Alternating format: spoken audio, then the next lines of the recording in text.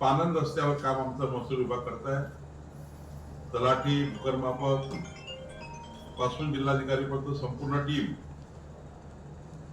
या 5 दिवसामध्ये या मोहिमेला सुरुवात करतील आणि पुढच्या 6 महिन्यामध्ये गडचिरोलीच्या प्रत्येक गावातला महसुली रस्ता हा मॅपिंग केला जाईल याची योजना आपण करतोय.